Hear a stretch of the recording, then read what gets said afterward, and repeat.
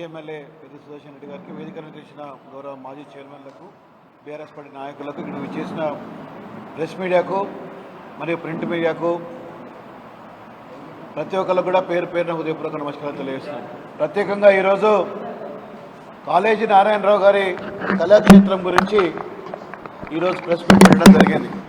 వాస్తవంగా కాళేజీ నారాయణరావు గారిని నేను చిన్నప్పటికెళ్ళి కూడా నాకు బాగా పరిచయం. నేను వారి ఇంటికి రెగ్యులర్ కూడా ఏదో సందర్భం లోపల అప్పుడో ఇప్పుడు పోయి వారిని కలిసి కూడా వచ్చేవాడిని. నేను వారు చనిపోయిన తర్వాత పరంపరించిన తర్వాత మరి వారు గుర్తుగా వరంగల్ జిల్లా లోపల ఏదో ఒకటి మనం చేయాలని ఒక ఉద్దేశంతో వరంగల్ పబ్లిక్ స్కూల్లో ఆ రోజు మా నాన్నగారు కెప్టెన్ లక్ష్మీకాంతరావు గారి ఆధ్వర్యం లోపల చాలామంది సాహిత్యవేత్తలు కవులు అందరూ కూడా అక్కడ కలవడం జరిగింది. వారి పేరని కూడా ఇంతకుముందు గౌరవ వినయ్ భాస్కర్ గారు కూడా చెప్పడం జరిగింది.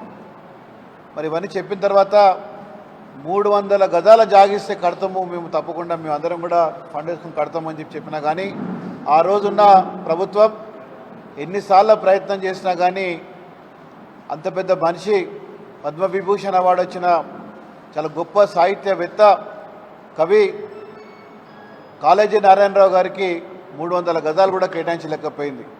తెలంగాణ రాష్ట్రం వచ్చిన తర్వాత గౌరవ మాజీ ముఖ్యమంత్రి కేసీఆర్ గారు ఈ యొక్క దృష్టి ఆల్రెడీ వినయ్ భాస్కర్ గారు వారి దృష్టికి తీసుకెళ్ళింది కాబట్టి ఇక్కడ చాలా గొప్పగా మనము మరి ఆదరించాలే, పెద్ద కళాక్షేత్రం కడదాము అని చెప్పి మరి ఆ కళాక్షేత్రాన్ని ప్రారంభించడం జరిగింది. గత కొద్ది సంవత్సరాలుగా అది ఎంత పెద్ద డిజైన్ అంటే అది వాస్తవంగా చెప్పాలంటే తెలంగాణ రాష్ట్రం లోపలనే చాలా గొప్ప కళాక్షేత్రం లెక్క రాబోతున్న కూడా తెలియజేస్తాం. అంత గొప్ప డిజైన్ కూడా దాన్ని చేయడం జరిగింది.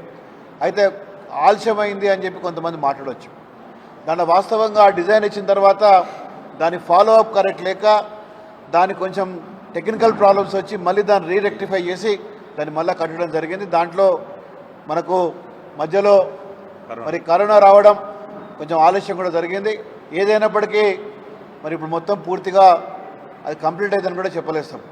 మరి ఇవాళ దాన్ని ప్రారంభించే సమయంలో కూడా ఇక్కడున్న ఎమ్మెల్యే గారు కానివ్వండి, లేకపోతే అధికారంలో ఉన్న వ్యక్తులే కానివ్వండి, కళాక్షేత్రం ప్రారంభించాలి, కవులకు కళాకారులకు అదేవిధంగా సాహిత్యవేత్తలకు అది అనుకూలంగా ఉండాలని మాట్లాడిపోయి రాజకీయం మాట్లాడి ఏదో పాత ప్రభుత్వం ఇదివరకున్న ప్రభుత్వం ఏదో చేయలేదు అని చెప్పి మాట్లాడు కాదు. దాన్ని ఏ విధంగా ముందు తీసుకెళ్లాలి, ఏ విధంగా దాన్ని మన ఇనాగ్రేషన్ చేసి దాని ఒక ప్రత్యేకత నిలుపుకోవాలని చెప్పి ప్రయత్నం చేయాలని చెప్పి కూడా మేము డిమాండ్ చేస్తున్నాం. ఇదే కాకుండా ఇంకో చిన్న విషయం మీతో మాట్లాడదలుచుకున్నాను.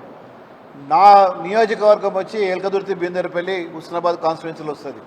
నా నియోజకవర్గం నుంచి వెళ్ళి ప్రతిరోజు వేలాది మంది హన్మకొండకు వస్తారు.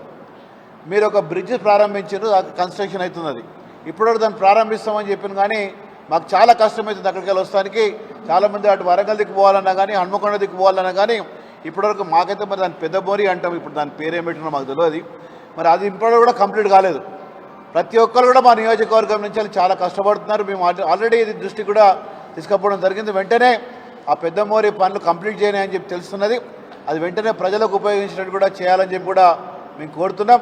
ఇదే కాకుండా మరి ఈరోజు కాంగ్రెస్ ప్రభుత్వం 9 నెలల పాలన లోపల వాళ్ళు మాట్లాడింది ఏంది, చెప్పింది ఏంది, చేసేది కూడా వివరంగా మాట్లాడవలసిన అవసరం మనకు ఉన్నది. వాళ్ళ వాస్తవంగా చెప్పేది ఉంటే ఇవాళ మేము ఏ గ్రామానికి పోయినా కానీ ఎక్కడికి పోయినా కానీ మహిళలు కానివ్వండి లేకపోతే రైతులు కానివ్వండి మా ముందుకు వచ్చి చెప్తున్నారు, అనవసరంగా మేము ఈ ప్రభుత్వాన్ని గెలిపించుకున్నామో మాకు నష్టం జరుగుతుందని చెప్పి. మరి ఈ పద్ధతిలో కూడా ప్రభుత్వం ఉండొద్దు, ఏదైతే మాట ఇచ్చినో అది నిలబెట్టుకోవాలని చెప్పి కోరుకుంటూ వెంటనే కళాక్షేత్రాన్ని ప్రారంభించి దాన్ని ఉపయోగించుకురావాలని చెప్పి కూడా కోరుకుంటూ అందరూ కూడా ఉదయపూర్వక నమస్కారం. చిన్న రిక్వెస్ట్ అండి.